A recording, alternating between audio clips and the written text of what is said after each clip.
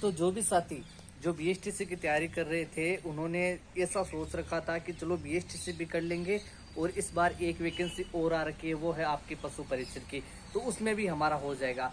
लेकिन 6 महीने की तैयारी करने के बावजूद भी कई ऐसे स्टूडेंट हैं जिनके पास में मेरे पास में रिप्लाई आता है जब ये सिलेबस चेंज हुआ कि सर अब हम क्या करें।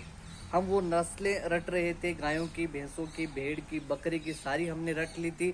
हमने मैथ का जो है पूरा रिवाइज करके रखा है, साइंस हमने पूरी पढ़ ली थी और हमने राजस्थान जीके पर कम फोकस दिया था क्योंकि हम सोच रहे कि ये हमारे लिए बेनिफिट होगा।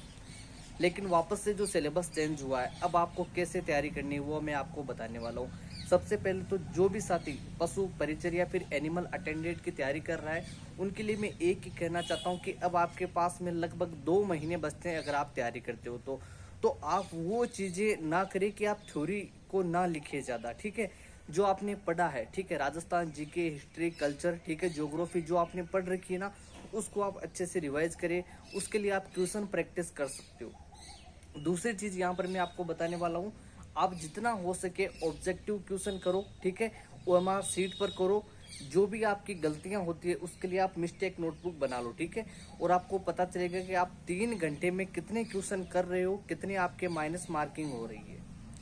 क्योंकि आपको पता होगा कि जब आप वहां पर एग्जाम दोगे तो ऐसा तो है नहीं कि आप बिना किसी प्रैक्टिस के जब आप वहां पर एग्जाम दोगे ना, तो आपको जो गलतियां आप पहले कर रहे थे वही गलतियां आप वहां के एग्जाम में करोगे। तो इसके लिए आपको पहले से जो है एक अच्छे से रणनीति रखनी है।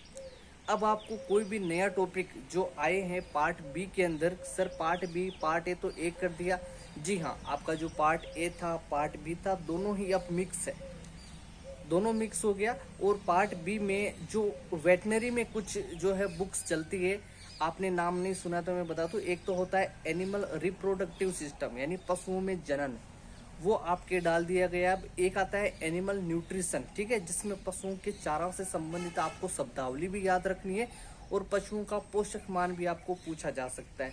और एक नीचे अगर आपको देखने को मिलेगा जो आपका विज्ञप्ति आई है, उसमें आपको वहां पर लिखा है वन्य प्राणी, ठीक है। अब वन्य प्राणी और जो चारागाह है, ठीक है, इसको टॉपिक वाइज भी यहाँ पर मैं आपको यूट्यूब पे करवा दूंगा, जो कि आपको डाटाबेस याद करना है, ठीक है, जिसको आप 2 से 3 बार अगर अच्छे से रिवाइज करोगे तो आपके आसानी से कवर हो जाएंगे, ठीक है।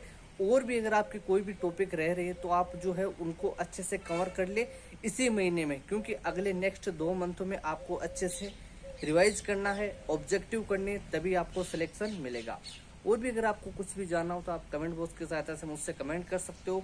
मैं अशोक प्रजापत आप सभी को जो है आगामी जो पशु परिचर भर्ती है उसके लिए शुभकामना देता हूं कि आप अच्छे से मेहनत करें और आपकी भी जॉब लगे।